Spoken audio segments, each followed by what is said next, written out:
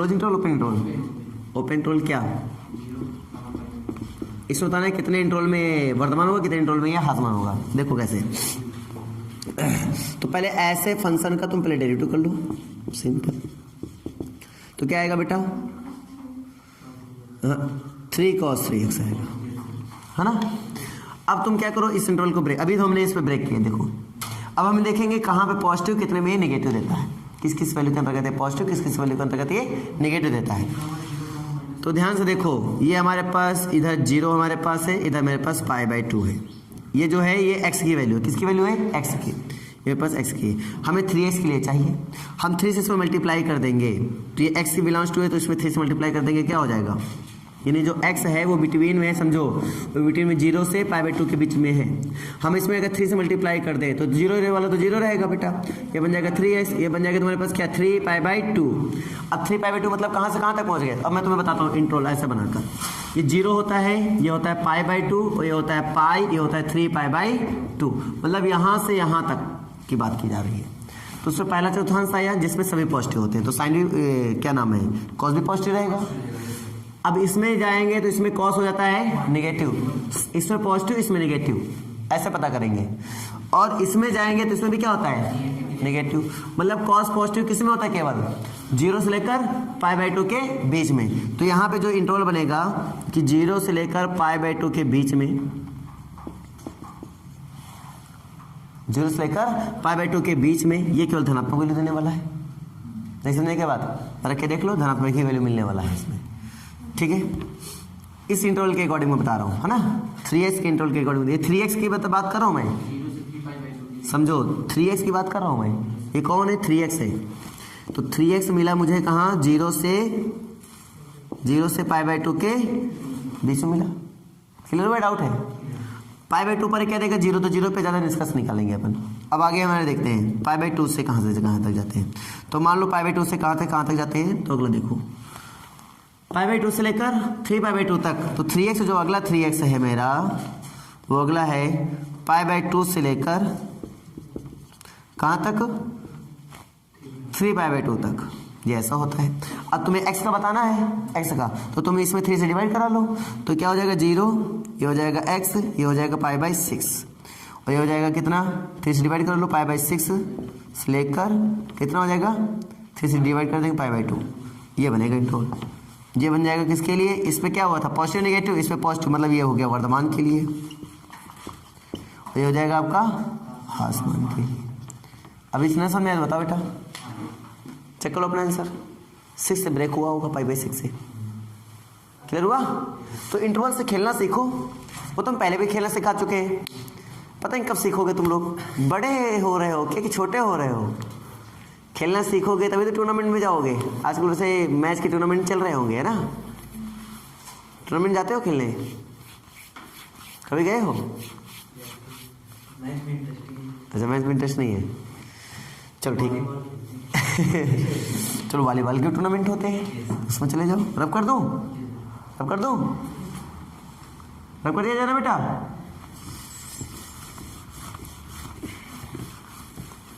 और डाउट बोलो भाई साहब, कहाँ से कहाँ तक हो गया। और किसी कोई डाउट।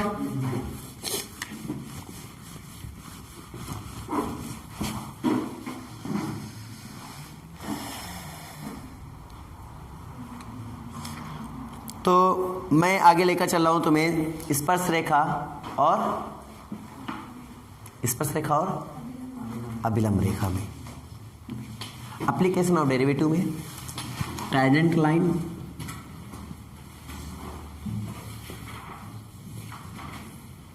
एंड नॉर्मल लाइन की बात होगी। टैंजेंट लाइन और नॉर्मल लाइन, ठीक है।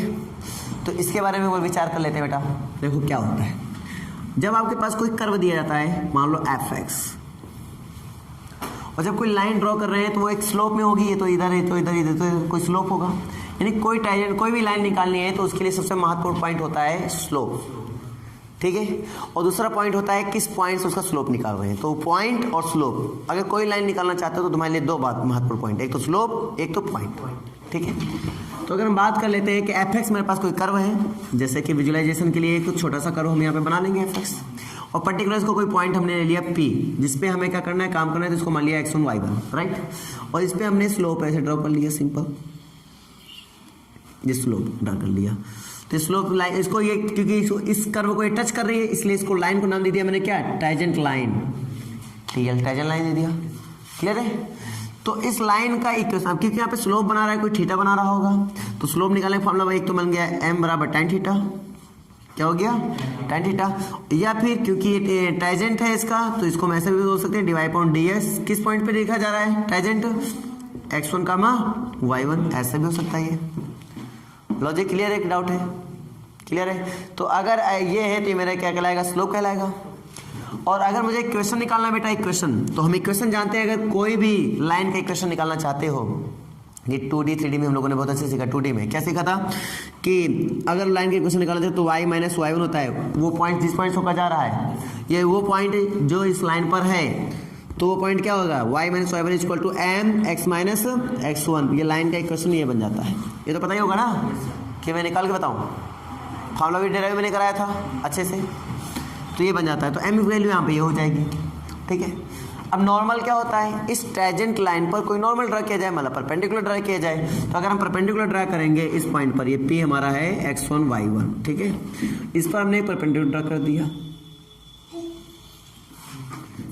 ये जो होगा मेरा, ये इसका क्या कहलाएगा बेटा, तो ये लाइन जो होगी होगी टैजेंट लाइन। कौन सी लाइन होगी, टैजेंट लाइन। समझ में आएगा, डाउट है, क्लियर हुआ।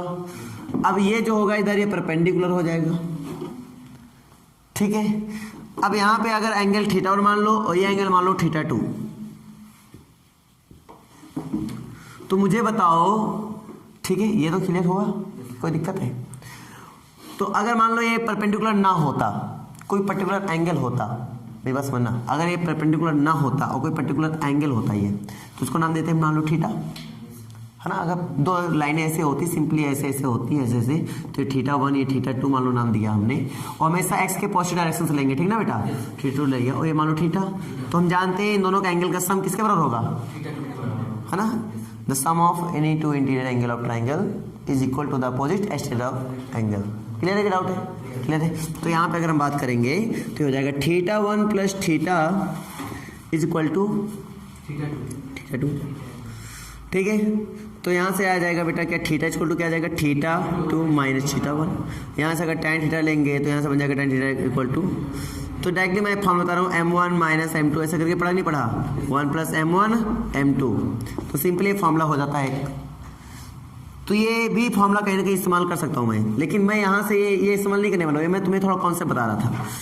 तो इनके बीच में ये जो एंगल होता है ये क्या है, 90 डिग्री है, याद है नहीं याद है यार। और हमने बताया था ये 90 डिग्री है, परपेंडिकुलर नहीं है 90 डिग्री। और जब ये एक दूसरे को परपेंडिकुलर, दो लाइन अगर एक दूसरे को परपेंडिकुलर है, तो ये जो पॉइंट इंटरसेक्ट कर रहे हैं, उस इंटरसेक्ट पॉइंट पर अगर जो एंगल निकलता है, अगर 90 डिग्री होता है, तो उसका केस क्या बन जाता है, याद है। इसका स्लोप मान लो m1, इसका स्लोप मान लो m2, तो क्या बनता है m1 into m2 equal to -1।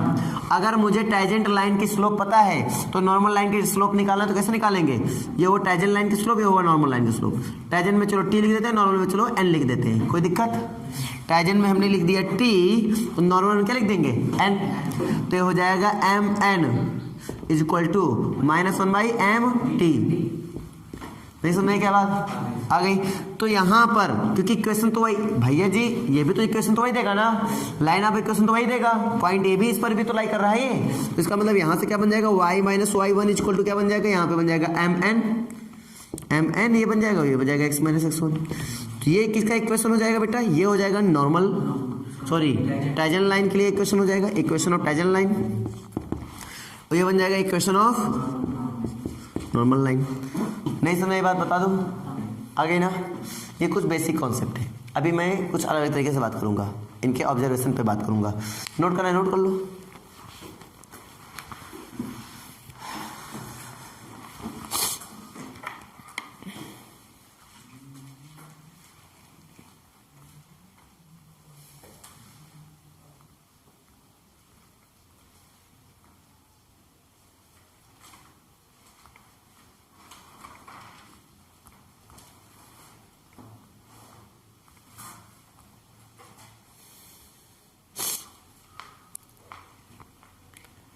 हो गया।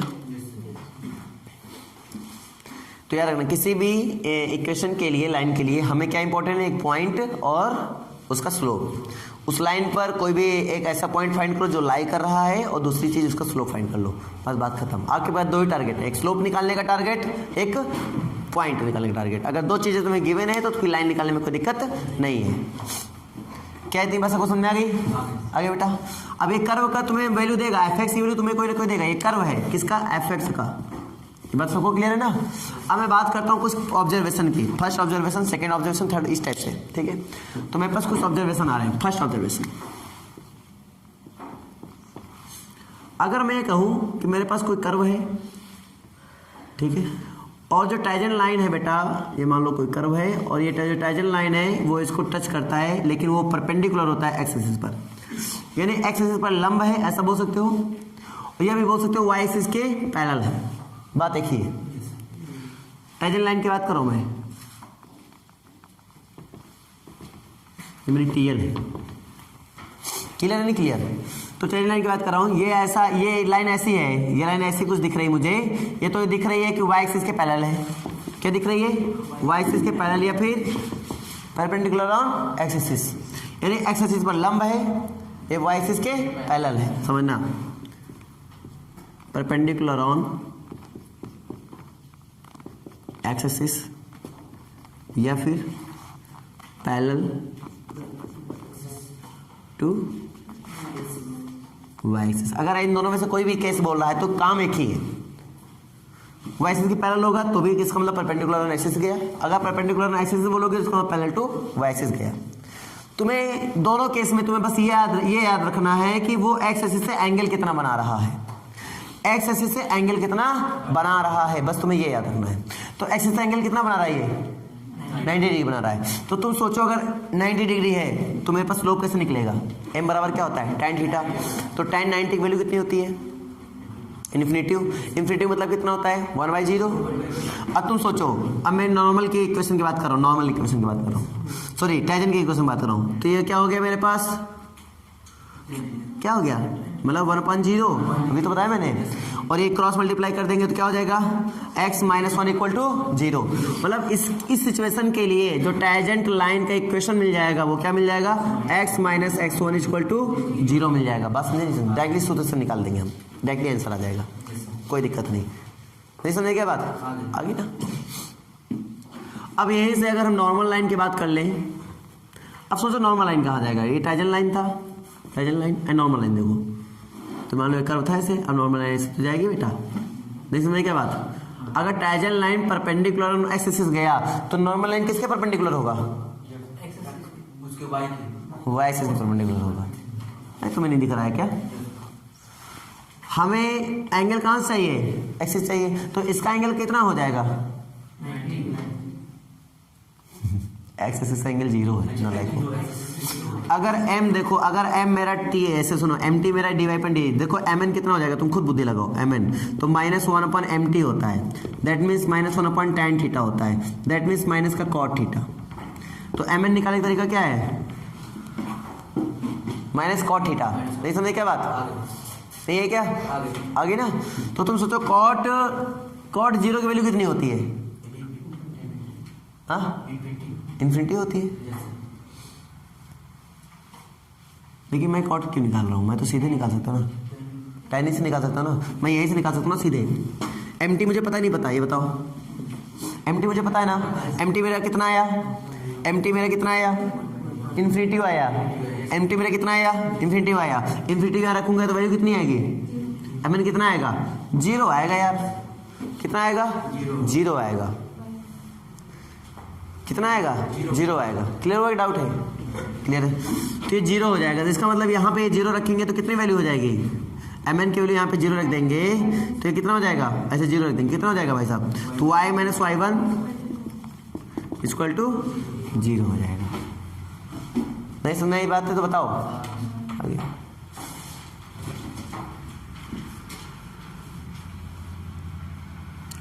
तो ये मेरा बन जाता है तुम्हारा नॉर्मल लाइन, ठीक है, नॉर्मल लाइन।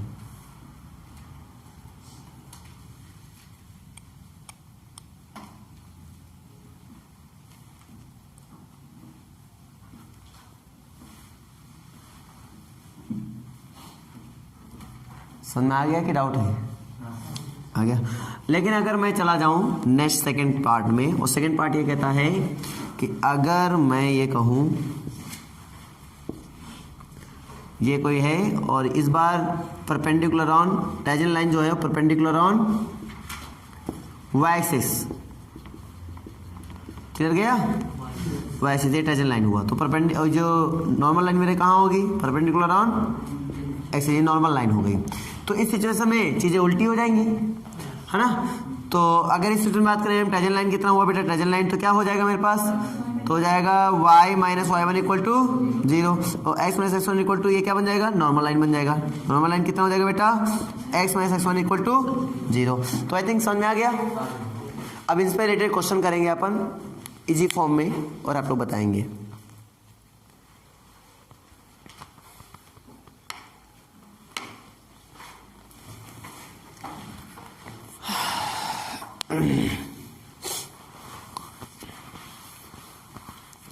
अगर मान लो कोई दो कर्व हैं हमारे पास, थोड़ा कुछ ऑब्जर्वेशन और कर लो। अगर मान लो दो कर्व हैं अलग अलग, एक कर्व इधर एक कर्व मान इधर, ठीक है, कर्व मान लो इधर है, तो दोनों को हम बोले टैंजेंट लाइन एक ही है।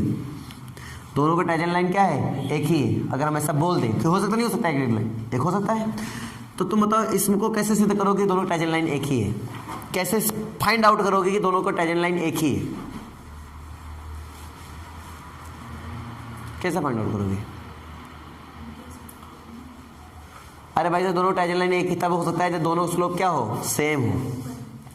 यानी इस कर्व के अकॉर्डिंग जो स्लोप निकालूं और इस कर्व के अकॉर्डिंग जो स्लोप निकालूं और दोनों स्लोप सेम आ जाए, है ना, और पर्टिकुलर किसी एक पॉइंट होकर जाएगा तभी तो स्लोप तो सेम आएगा नहीं आएगा? पहले बताओ, स्लोप सेम आएगा ना भाई साहब? हाँ, स्लोप सेम आना चाहिए, ये इंपॉर्टेंट पॉइंट है।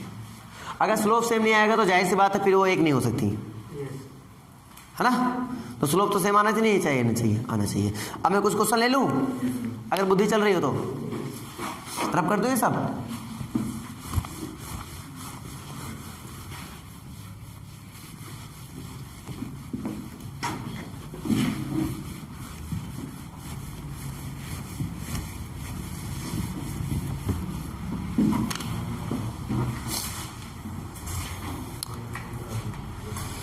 जैसे कि क्वेश्चन सुनिए, पहला y is equal to 12x minus x cube, तो किस बिंदु पर प्रवणता शून्य होगी? किस बिंदु पर प्रवणता शून्य होगी मतलब स्लोप 0 होगा।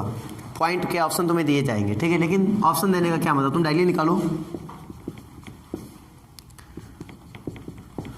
बताओ आंसर क्या आया?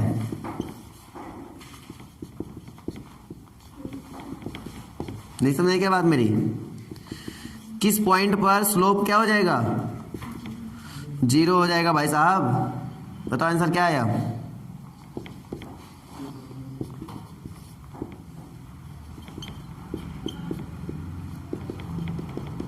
देखो स्लोप 0 है ना, तो इसका डेरिवेटिव करो, D Y upon D X equal to रख दो 0, तो क्या हो जाएगा बेटा यहाँ से? तो 12x, तो 12 बचेगा minus 3x square equal to 0, तो यहाँ से बताओ क्या आएगा? तो हो जाएगा 3 4 12, यानी कि एक्स स्क्वायर इक्वल टू 4, यानी कि x equal two plus minus 2। एक बात समझो, जब हमने कर्व ऐसे बनाया था टैंजेंट लाइन ये ड्रा किया था, तो ये जो पॉइंट था बेटा, ये वाला पॉइंट जो p x1 y1 मैंने लिखा था, ये पॉइंट कर्व पर भी था और ये पॉइंट लाइन पर भी था, मतलब ये पॉइंट कॉमन पॉइंट था दोनों का। और हमने पहले बता दिया था जो पॉइंट बेटा कॉमन पॉइंट होता है वो दोनों इक्वेशन क्या करता है? सेटिस्फाइड। मतलब ये जो पॉइंट होगा ये लाइन के इक्वेशन को भी सेटिस्फाई करेगा और ये पॉइंट कर्व के पॉइंट को भी सेटिस्फाई करेगा। अगर कोई तुमसे पूछ ले कि टैंजेंट पॉइंट किस पॉइंट पर है, तो पता करने का बड़ा आसान तरीका है, टैंजेंट इक्वेशन तुम्हें दिया जाए और पता करे कि क्या इस पॉइंट से होकर जाता है, वो पता करने का बड़ा आसान तरीका है। x1 y1 को रख दो, सेटिस्फाई कर देगा। रूल वही पुराने चलेंगे कोऑर्डिनेट ज्योमेट्री के ना। तो यहाँ पर जैसे x की वैल्यू आई, मुझे y कोऑर्डिनेट पता करना है, कैसे रखूंगा मैं? इसमें उठा के रखूंगा, क्योंकि पॉइंट तो एक ही है ना, तो इसमें उठा के रखूंगा तो वो पॉइंट पता चलेगा जिस पॉइंट पे टैंजेंट हो रहा है, मतलब 0 हो रहा है। तो पता करेंगे इसमें रखने, तो एक बार प्लस का 2 रखेंगे, एक बार माइनस 2 रखेंगे, तो प्लस का 2 रखेंगे कितना आएगा? 12 24, 2 4 8, 24 में 8 गया 16। तो ये देखो कहीं 2,16 है क्या इसमें ऑप्शन में? चौथा नंबर में ना 2,16 चौथा। नहीं समझे क्या बात? आ गई ना? बताओ सबको समझ में आया भाई? चलो मैं अपना अगला क्वेश्चन लेता हूँ। अपना अगला क्वेश्चन बोल सकते हो या अपना अगला शिकार बोल सकते हो। शिकार, ठीक है, तो शिकार करते हैं। x equal to, question number 2, x equal to t square plus 3t और -8, y equal to 2t square minus 2t -5, ठीक है। बिंदु -2 2 कामा -1 पर स्पर्श रेखा की प्रवणता बताओ। पर स्पर्श रेखा की प्रवणता,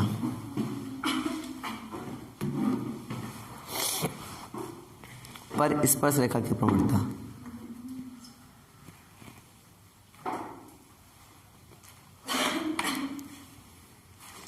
स्पर्श रेखा प्रवणता मतलब एमटी निकालना है तुम्हें।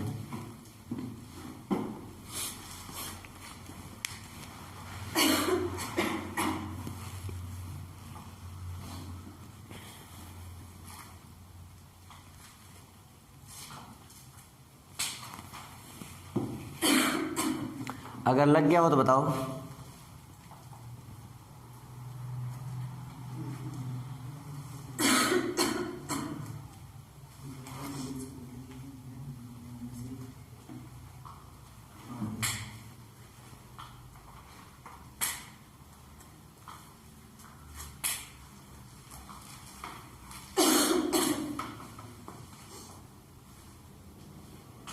आगे सभी का नहीं आया, चलो ध्यान दो, इतना बड़ा नहीं है, ध्यान दो कैसे। पहले हमें टी के बारे में सोचना है। टी तो मुझे पता है नहीं। पहले मैं इसका करूंगा, देखो dy/dx कैसे निकालेंगे। dy/dx निकालने का तरीका क्या है, हम इसको करेंगे तो इसका dx, देखो इसका करो पहले डेरिवेटिव, तो 2t - 2, इसका करें क्या आएगा 2t, हाँ अच्छा 4t - 2, इसका बताओ 2t + 3। यहाँ तो समझ में आ गया होगा।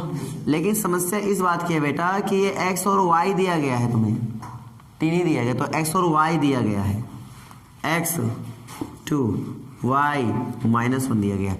यहाँ से t निकालना पड़ेगा, तो प्लस का 2 उधर जाएगा, माइनस का ये 10 हो जाएगा, या फिर माइनस हो जाएगा प्लस में, तो ये 4 हो जाएगा, बराबर क्या हो जाएगा 0। यहाँ से फैक्टर के टी की वैल्यू निकाल सकते हो क्या, बताओ क्या आएगा 2 2 2, कितना आएगा बताओ कितना आएगा। किस में, एक में निकालो, इसमें निकालो, इसमें जल्दी निकल आएगा, इसमें निकालो। 2 1 के तो 2, मैं 1 गया 1, नहीं आ रहा क्या, तो क्या बना t - 2 और t + 1 बराबर 0, तो t बराबर कितना है 2 और t बराबर कितना है -1, तो इसका निकाल के रखो इसमें। चलो प्लस का 2 रखते हैं, 4 दूनी 8, 8 में 2 गया 6 और 4 दूनी 8, 2 दूनी 4 और 4 में 3 जोड़ो 7, एक तो ये बन गया, एक बन जाएगा -1 रखो जरा, -1 रखेंगे -6, ठीक है। और इसमें बेटा बताओ 1, तो कितना निकला -6। आंसर चेकआउट करो कौन सा ऑप्शन है, -6 ऑप्शन में है, 6/7 भी ऑप्शन में है।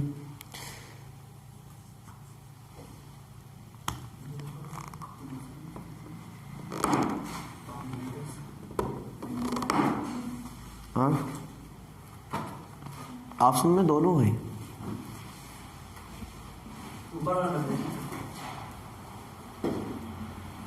रखते देखो, है ऊपर वाला 5 हाँ करो जरा, 5 और 2 रखो जरा,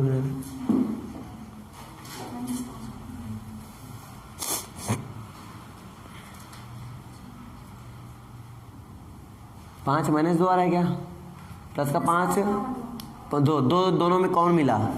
हाँ एक चीज़ और ध्यान दो, इसमें अगर ध्यान दोगे, ध्यान से देखो, इसका करेंगे तो इसमें t बराबर कितना आया 2 आया और t बराबर कितना आया -5 आया। अब ये भाई दोनों में जो सेम हो, दोनों में सेम कौन है 2 वाला है, ये वाला सेम तो है नहीं, इसको हटा दो, अमान कर दो, क्योंकि पॉइंट तो एक है ना, तो t की वैल्यू भी क्या आएगी सेम आनी चाहिए। तो यहाँ सेम कौन है 2 है, 2 पे कितना मान आया था 6/7, 6/7 एक्यूरेट आंसर माना जाएगा, 6/7 को लॉक किया जाए। चेक करो इसका आंसर क्या रहा है, 6 बटे 7। क्लियर ना, क्लियर ना, सब लोग को बताओ, कोई दिक्कत नहीं समझे क्या बात है तुम्हें आई? ये वाला जो क्वेश्चन है पहले वाला, हाँ इसमें सर ये x बराबर प्लस माइनस के दो मतलब 2 पॉइंट है, पॉइंट तो एक ही होगा ना बराबर, क्यों तो ये x का क्वाड्रेंट नहीं, क्यों दो नहीं हो सकते हैं क्या? स्लोप 2 पॉइंट पे 0 हो सकता है ना। पॉइंट पर टच करेगा वो। अरे भैया स्लोप 2 पॉइंट पे 0 हो सकता है ना। जैसे कि करो मान लो कोई है, ये है, सपोज करो यहाँ पे भी मान लो, यहाँ पे भी मान लो स्लोप 0 हुआ होगा, यहाँ पे भी स्लोप मान लो 0 हुआ होगा, कहीं 2 पॉइंट पे 0 हो गया हो तो नहीं हो सकता क्या? वही तुम बात कर रहे हैं। तो तुम कैसे कह सकते हो कि एक ही पॉइंट पे स्लोप 0 होगा? हाँ टच एक पॉइंट पे करेगा, लेकिन हमने कहा स्लोप किस किस पॉइंट पे 0 हो सकते हैं, तो मतलब 2 पॉइंट पे 0 नहीं हो सकते हैं क्या स्लोप? तो वही तो बात किया जा रहा है भाई साहब थोड़ा भ्रमित मत हो। देखा तो शायद उसका कर्व ऐसा रहा हो, ऐसा थोड़ा मतलब ऐसे रहा हो, ऐसे करके ऐसे रहा हो, तो अब इस पॉइंट पे भी 0 गया, इस पॉइंट पे 0 गया, तो क्या कह सकते हो तुम? समझ पा रहे मेरी बात? तो ये इस पे कुछ कह तो सकते नहीं है कि एक ही पॉइंट हमें मिलेगा 0 वाला, हो सकता है 2 पॉइंट पे 0 मिल रहा हो, तो ये आप नहीं कह सकते हो कि 2 पॉइंट पे नहीं मिल सकता। मिलेगा, क्यों नहीं मिलेगा? प्लस माइनस क्यों नहीं जाएगा? और बताइए, ये वाला जो क्लियर हुआ इसका, सारे क्वेश्चन क्लियर हो गए इसके? और बढ़ो, अभिलंब रेखा का समीकरण निकालना है। चलो भैया देखो, x बराबर टी स्क्वायर, y बराबर 2t, t बराबर 1 पर अभिलंब रेखा का समीकरण बताओ क्या होगा? t बराबर 1 पर अभिलंब रेखा का समीकरण क्या होगा? हाँ अभिलंब रेखा समीकरण 1 आएगा। प्रमाणता नहीं निकालनी है, अभिलंब रेखा समीकरण निकालना है।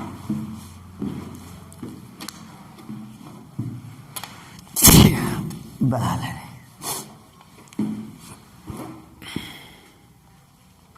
ऑप्शन लिख दूं?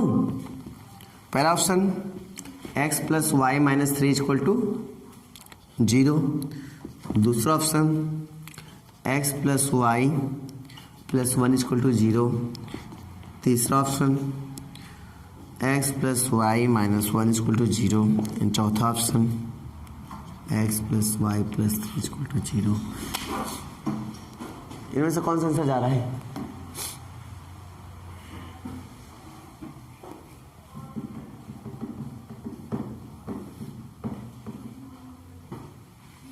कैसे करेंगे नहीं पता चल रहा है।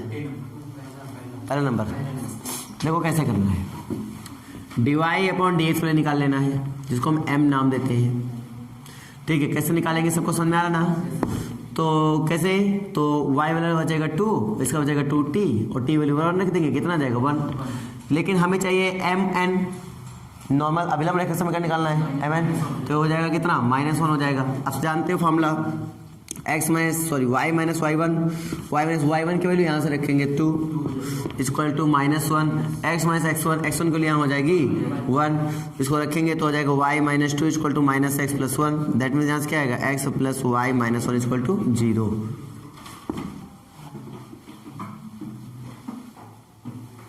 क्या -3 हो जाएगा क्या? अच्छा -3, सॉरी घबराओ नहीं -3 इक्वल टू 0। नहीं समझा क्या बात? आ गई ना? चेहरे के रुख बदल जाते हैं बच्चों के। चलो अब मुझे लगता है अभिलंब रेखा समीकरण और इसके निकालने का कुछ दिक्कत तो होनी नहीं चाहिए, कि हो जाएगी बेटा। 1-2 और दूंगी, कर लोगे अब? बस करना। तो आज के लिए इतना ही रखा जाए, फिर बाकी नेक्स्ट डे डिस्कस करेंगे। जो डाउट आएंगे कल डिस्कस कर लेना। क्यों? जो डाउट आएंगे कल डिस्कस कर लेना, अगर कोई दिक्कत आती है तो।